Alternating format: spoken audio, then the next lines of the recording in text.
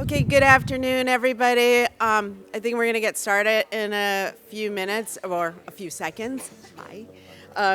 First, I'm going to start off with some announcements, please. That first of all, the book festival is free. Especially if you're just joining us, you know that it's free. But we welcome and need donations, and donations can be made at the info tent, which is directly behind us. There's food for sale over there if you haven't taken advantage of that. It's from the Homeport restaurant. And I was going to say book bags, but I understand that they're out of them. So they will not be for sale at the info table, but maybe there's some more. So if you still want one, you can go back there. And then finally, I am going to... I'm hearing the other 10. I thought somebody was calling me. First, I'd like to introduce our introducer. It's Susan Dickler. She is the chairman of the board of the Ms. Foundation, and she worked at the National Office of Planned Parenthood Federation of America and the Planned Parenthood of New York City. She is here to introduce to us our author. And so I will actually just leave all those introduction duties to her. Thank you very much.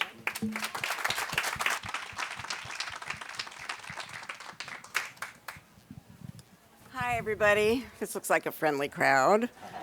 I just came from a reception for Representative John Lewis, who, there are like 18 things going on here right now. And it was, very exciting to be in his presence. He is an icon. One of the things he said was, when you see something wrong, you have to step up and do something about it. And I'm paraphrasing.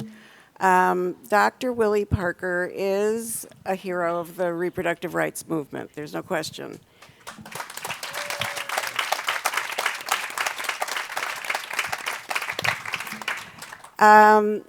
You will hear, I hope, enough of his story to see and hear and find out about the motivation that brought him to the point that he is at now of providing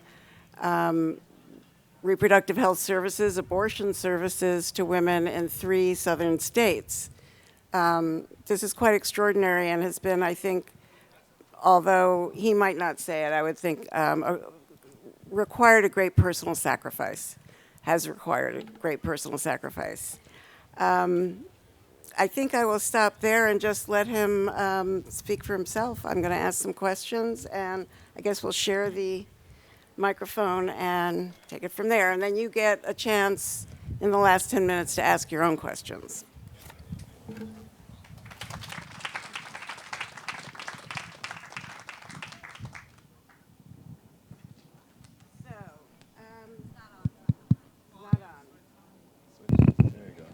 Hello? So I love your book because it cuts through all the noise surrounding abortion. You give us a real understanding of your life trajectory and a great deal of concrete information about the provision of abortion medically and abortion in the political arena. And you talk a lot about the women you serve with such love and respect. You also talk about your most recent evolution into a reproductive rights advocate and activist. First, you became a road warrior. You traveled to 3 states in the South, Alabama, Mississippi, and Georgia, and provide abortion services to women who need them and who have no other options, generally, to get them. So he is literally changing the course of women's lives every day. You also serve, and now you're serving on boards of organizations, and you have been a participant in a lawsuit in the past to challenge some of the trap laws. The title of your book is Life's Work, A Moral Argument for Choice. I'd like to focus on your life first and then on your work, and we'll leave 10 minutes for audience questions. So, please tell us about your childhood in Birmingham and your young adulthood at Berea College for undergraduate work, your time at University of Iowa for your medical training as an OBGYN, and your time at Harvard University earning a master's degree in public health. How did your early years make you who you are today and bring you to this place? Well, thank you for the privilege of sharing the podium. I'm grateful for this opportunity as a first-time author to be here at this festival. The part you're asking me to talk about that is the part that I find least interesting, I guess because it's my story and I know it. But I grew up in Birmingham, Alabama, and in my opinion, the belt buckle of the Bible Belt. And so that means, by saying that, it means I grew up with a very traditional religious understanding. In the African-American community, the church is a central hub. And so my earliest experiences were related to my upbringing in the church, the black church. I had a religious conversion experience at 15. So I was very much, church was a big part of my life. That's no different from many people. But what I did see that was potentially formative for me was growing up in the church, both as young people, both male and female. When my female peers went through puberty and became sexually active and became pregnant, when it became clear that they were pregnant and they were in church, they were forced to stop their activities in church. So if they sang in choir or if they were ushers, they were forced to, quote, sit down once it was clear that they were pregnant and unmarried. And then when they gave birth, they were allowed to reinstate themselves by standing up and publicly asking forgiveness of the church for having been for it being clear that they had been engaged in premarital sex. Meanwhile, the young guy who might have gotten her pregnant, I never saw a young man have to stand up and restore himself to the church. So I didn't have feminist language or any of that, but something told me that there was something wrong about boys and girls being judged differently for the same behavior around sexuality.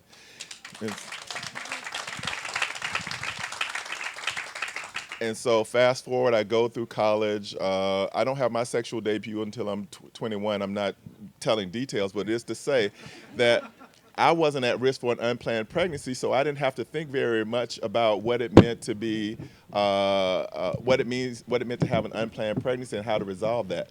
In my college years, I ran in a very fundamentalist Christian circle, so I didn't have any friends where girls would say, I have a pregnancy. I know there had to be young women who were pregnant at Berea, but I didn't know where they went to get an abortion. So I didn't really have to think about that issue until I arrived at medical school, or at least until I did my residency as an OBGYN doctor and saw women on a regular basis who had unplanned, unwanted pregnancies or wanted but legally flawed ones. And so I found myself defaulting to the traditional Christian understanding about what my role had to be as a doctor if I was a Christian and when it came to abortion. And so I never was opposed to abortion. I just felt conflicted about what it meant to provide them. And so I didn't really do any values clarification around that. I always lived in places where abortions weren't provided in the community. I hadn't received the training during my residency. And so I was able to get all the way to Hawaii on faculty at the university, where I was now in charge of women getting access to abortion care. And even though I didn't provide them, my colleagues provided them because abortion was legal in Hawaii. It was one of the first states in 1970 to legalize Hawaii. And so I was faced with an administrator who stopped us from providing care. And so for the first time, I was cornered in terms of my values, and I had to do a deeper clarification about what my response was going to be to women being denied reproductive rights and holding a Christian identity. And so I was at a crisis moment about what to do, and I had to then decide whether or not there was something mutually exclusive about providing abortions and being a Christian. And can you tell us about what you call the come to Jesus moment was? a dozen years ago or so, and how this conversion from anti-choice to pro-choice, how did it fuel your passion for the work? So I'm going to reframe just a little bit, but I know that going from anti-choice to pro-choice is a sexier narrative, but that was never my story. I was never opposed to abortion. I was conflicted about providing it, but it raises the question of what it meant to could was I actually passively anti-abortion in that I was a women's health provider and was failing to provide the service that 1 in 3 women would need in their life. So maybe I was a polite anti-abortionist, but I never saw myself as opposed. But nevertheless, I had to decide what it meant to see women and have them make that request and not be able to provide it. And so, as I said, this administrator cut off our ability to provide the care. I was on my way home, and we had exhausted all the channels. The administrator over him, we went to him and said, can he actually do this? This person was a born-again fundamentalist Christian, nice person, but I thought misguided on this issue. And so my boss said, yeah, he can do it. And so I go home. I go to my apartment, which was a penthouse apartment in Honolulu that I still own. Looking out at the ocean, and I also used to listen to inspiring speakers on tape. That included Rabbi Abraham Joshua Heschel, Thomas Merton, Martin Luther King. Yes, I said on tape because that's how long ago it was. And so this particular day, I was listening to a sermon by Dr. Martin Luther King, and it was his last sermon. Most people know it as the mountaintop sermon. But in that sermon, he also described what made the Good Samaritan good. And I had heard that story since Sunday school, had heard it hundreds of times, but this time I heard it differently. In the story, a traveler is robbed and left on the side of the road. People are passing this person by, and another traveler stops to help someone outside the community. That person was known as the Samaritan. And Dr. King took that story and said, what made the Samaritan good was, whereas everybody else passed by and asked, what will happen to me if I stop to help this person? The Samaritan reversed the question of concern and asked, what will happen to this person if I don't stop to help him? And in that story, for the first time, I saw myself as the person who had to make the decision. For the traveler in the story, the fallen person was the victim. For me, it was the pregnant women who came to me asking for help. And so I became convinced as a result of thinking about my spirituality differently. What I came to conclude was that I had been observing patriarchal custom that had been placed inside of religion, and that there was nothing mutually exclusive morally, theologically, or otherwise about providing compassionate care to women. And so I became clear that not only was it right for me to provide that care, but in duty to my compassion as a Christian, it was wrong for me not to provide the care. And so whereas many of my colleagues had to become comfortable with the idea of providing abortions, I became uncomfortable not providing them when I know what women face. And so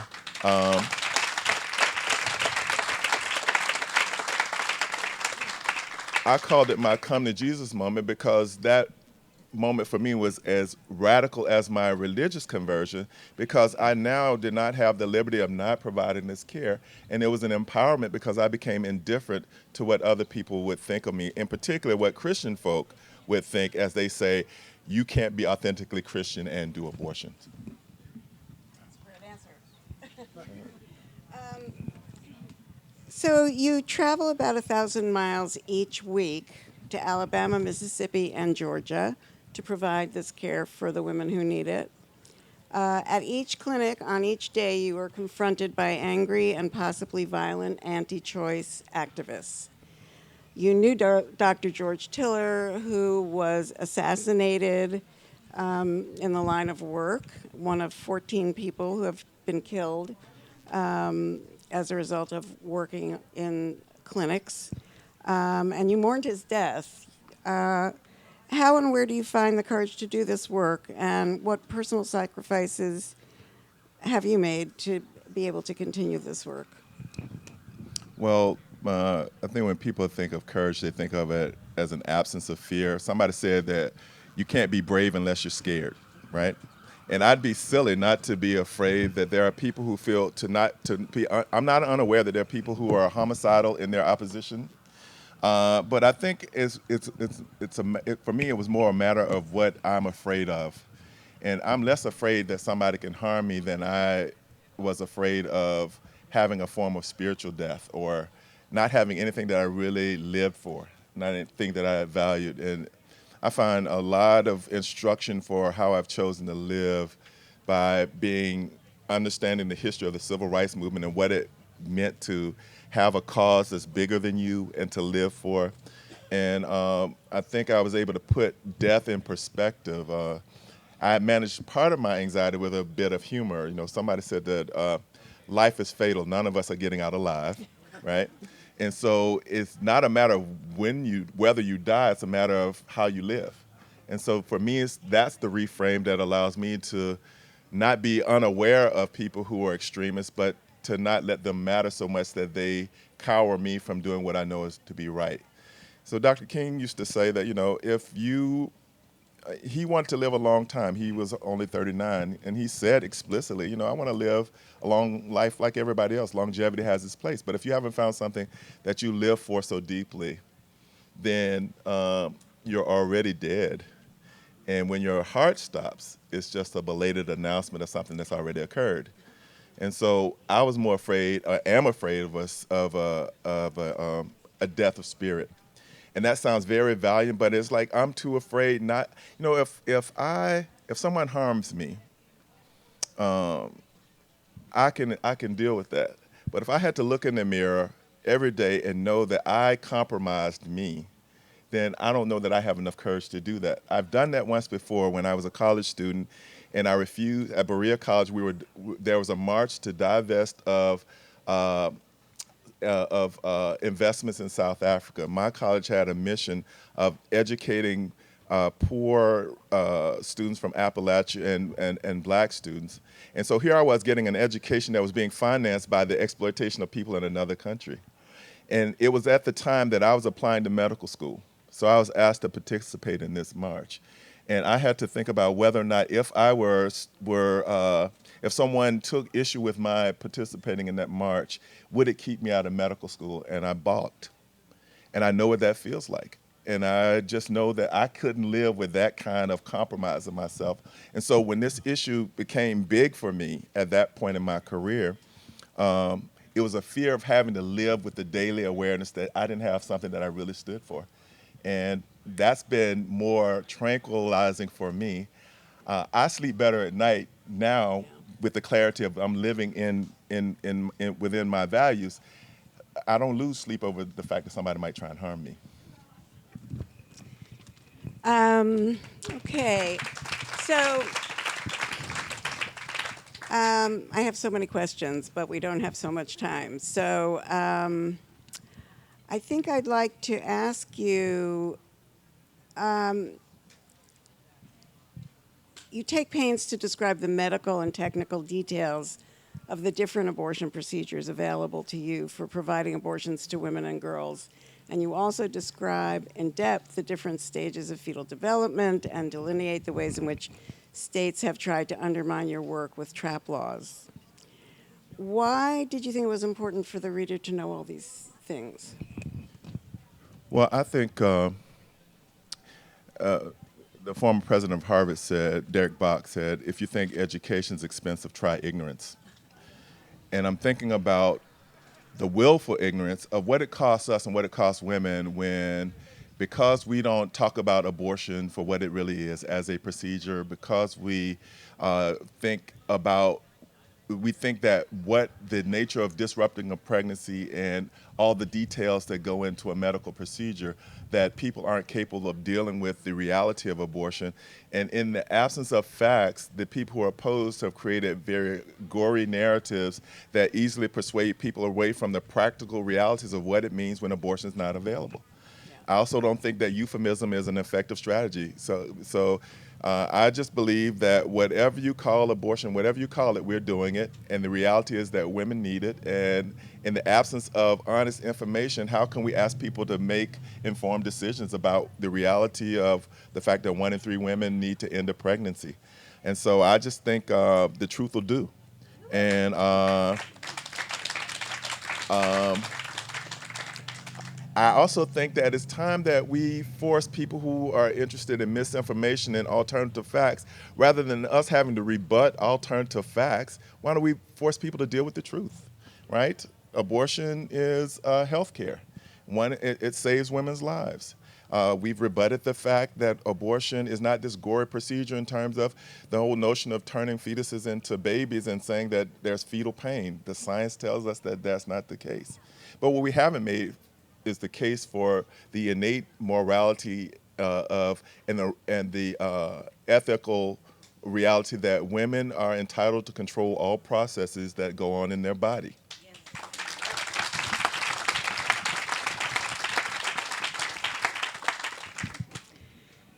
I'm with you there. So you also focus on the patriarchal underpinnings of the anti-abortion movement, that for the antis, fetuses are miniature people. You just alluded to that. Born by women but belonging to men. This harkens back to pre-biblical days. You also poke holes in the abortion as black genocide argument. You are concerned that this misinformation and prejudice causes guilt and conflict for your patients. Please describe a few of your patients and how you connect with them to relieve them of their fears and conflicts. Well, I think helping my patients when they come, they navigate spaces of shame and restriction, and they also have to deal with our fetishizing motherhood to make every woman believe that her most primary and essential identity is procreating and having a baby. And so that means that any effort to disrupt that process makes you either immoral or mentally unfit. And so, so I think that, and what that does is it compromises the dignity of women. So my goal is to make sure that when my patient comes in, one, that she feels that she's in a space that's morally neutral. And what I mean by that, the abortion takes on the significance that she assigns to it. If it's something that she feels that she needs to do for whatever reason, that I honor her agency and her personhood. And I try and do what I call dignity restoration. Like domestic violence victims, people are beaten down long before they're beaten up. And women are beaten down by a society that has crazy ideas about sexuality, unhealthy ideas about sexuality, that have dehumanizing ideas about what the appropriate roles of women are.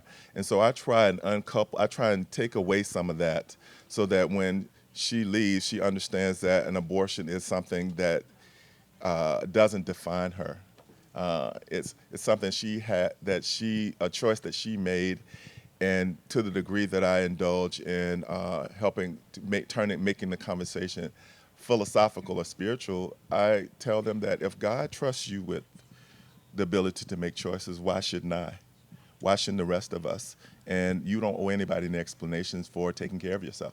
So it's important for me for women to be healthy mentally and spiritually as well as physically. When I do what I do, and I do it very well, their bodies are going to heal quickly.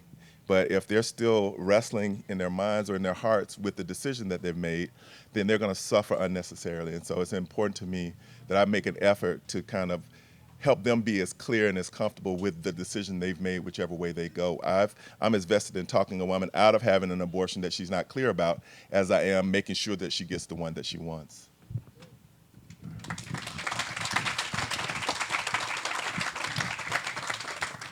So I guess my last question for now is, what made you write this book, and what do you want people to take away from it? As I alluded to earlier, I feel like we've made the case for abortion as health care. It's safe for women, it saves women's lives. We've even made the case that it's not some morbidly dehumanizing procedure and that fetuses don't feel pain. And when most abortions are done, there is no possibility whatsoever for a fetus to survive outside of the womb. And so we've made those cases. We haven't made the moral argument. And I intentionally didn't say the religious argument because morality and religion may not have anything to do with each other. In fact, I jokingly say that as a Christian, my job is to convince non-Christians that Christians can be moral. But it is to push back on the loudest voice, because the ahistoric narrative that says that Christian religion prohibits abortion is uninformed by the reality that we were talking about, that we have legal abortion now because the Clergy Consultation Service in New York in 1967 challenged the state of New York by saying we will be referring women for safe abortions even though it's against the law, because they witnessed that poor women and women of color were dying in the streets while women with means were able to get illegal abortions in the hospital. And so my job is to kind of refute this ahistoric narrative that the only relationship between abortion and morality and spirituality is one of prohibition. My goal is to raise the notion that there is such thing for providers as conscientious provision that can be derived out of a morality for whatever your spiritual path. Mine just happens to be Christianity, and conveniently, that's the narrative that we need to push back the hardest on. So my book gives a language of morality to the whole question of reproduction, and it calls for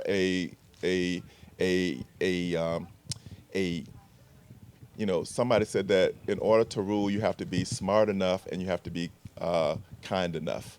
And so we need compassion, and my book brings the compassion that I derive from my Christianity and intellect and smartness from my rigor as a scientist, and I try and obliterate any notion that there's a tension between the two. I think Dr. King said it best when he said that science gives humankind knowledge, which is power. Religion gives humankind wisdom, which is control. The two are not enemies. And so what that also means is that we have to stop allowing people opposed to abortion to try and answer scientific questions with religious answers and vice versa, because the answers are both important, but they're not interchangeable. And we need to let policy be driven by data and evidence and science. And we need to respect people's opinions and their beliefs, but they're not the things that we should be making policy on. So my book was to give a language and a voice and a counter-narrative to increase the likelihood and the abilities that we will do right by women.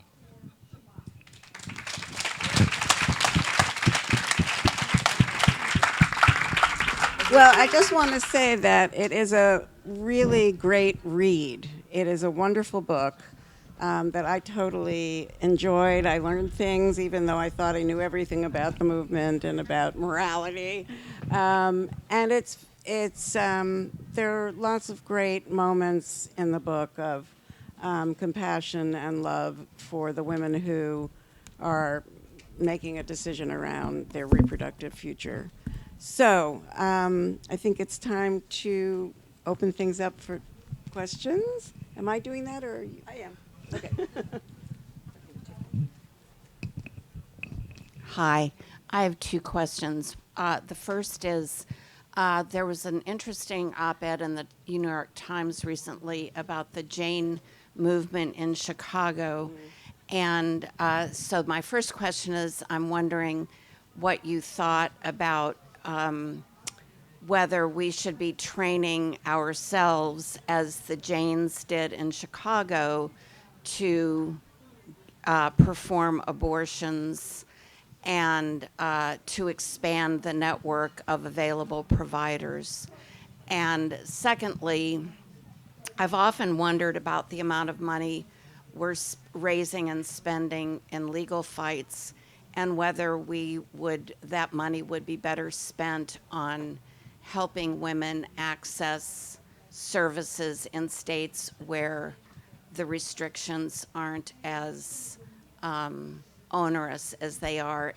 And I'm from Atlanta, and so I wish I'd known about the Lewis thing this morning. I would have been there.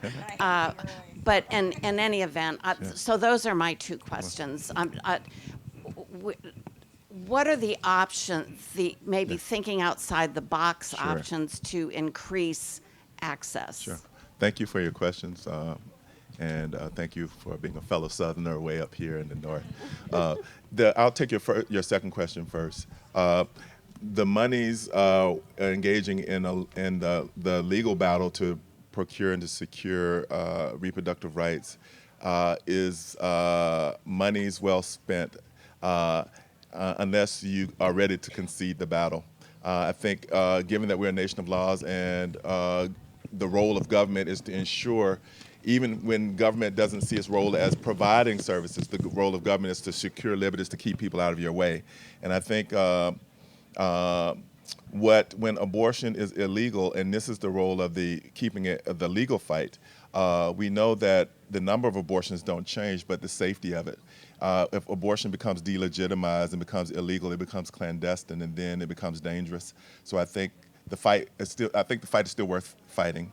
And in that same regard, with regard to your first question, I'm not ready to resign ourselves to having to go underground. I'm aware of the Jane Project. I stand on that legacy. It also rebuts the notion that the only people who can provide abortion safely are physicians. We need to expand the provider pool, to your point, but we need to do that legitimately. And so I think a re-engagement of the Jane Project is Plan C. Plan A is to fight vigorously and to hold court while we change the administration so that, while we work towards a midterm election and take back the legislative body. That's our first order of business, but I think in terms of what the options are, if abortion becomes illegal, women will still engage in ending pregnancies. There is a model of what's called harm reduction that's at play in, I think it's Paraguay or Uruguay, where abortion is illegal. My role would then shift as a healthcare provider. I know how to make abortions happen safely, even in a medical way, how to get that information to people so that they can safely end pregnancies. I will not publicly declare that I will participate in clandestine efforts, but I will do let me say it this way, I will do right by women. And if that means extra legal measures, then we should do right by women.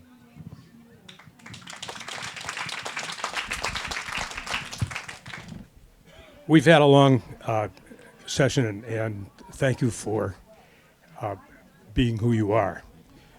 But we left out a major thing, and that is what happens when we deprive women of contraception, birth control? What happens when we deprive them of sex education? Because the woman who's not pregnant does not think about abortion. And we have a change in our society over the last several years in which there's been a linking of anti-reproductive rights, which includes the sex education and includes birth control and includes some of the longer-acting contraception. And these laws, which are being instituted throughout the country, have been successful, enough so that years ago, we had birth control clinics and abortion clinics in the places where you have to go singularly to work. I wonder what your thought is about that.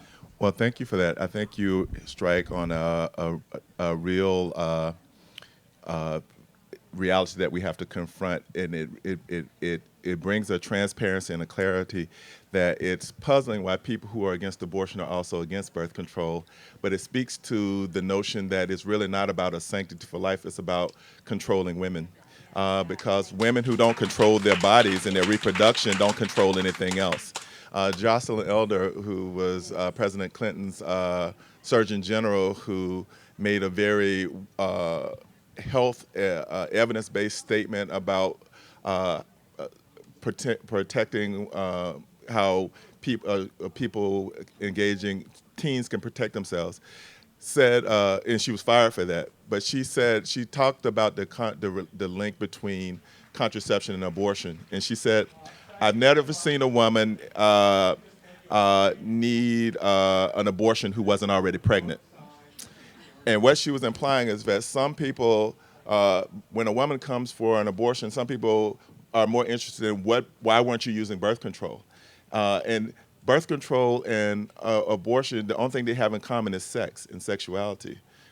As you said, people who aren't pregnant don't have to think about abortion, and people who are pregnant don't think about birth control, right? And so if we back that up and say, with medically accurate sex education and a sex-positive milieu, then abortion and contraception become means and not ends. And so the conversation would change if we would just own the fact that the relationship between birth control, sex education, and abortion is really about being uncomfortable with sexual agency by women.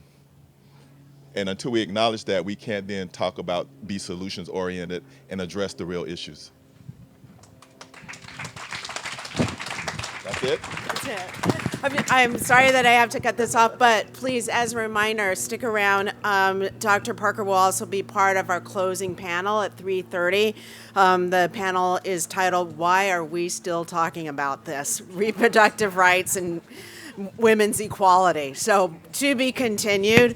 Also on that panel will be our next speaker, Jillian Thomas, and the speaker after that, Deborah Tannen. So please come back, and then you'll have your more of your questions answered, and we can continue the conversation. Thank you very much. And if you catch me over the signer's tent, but I'll be milling around until the second panel, I'll be happy to field any questions one-on-one.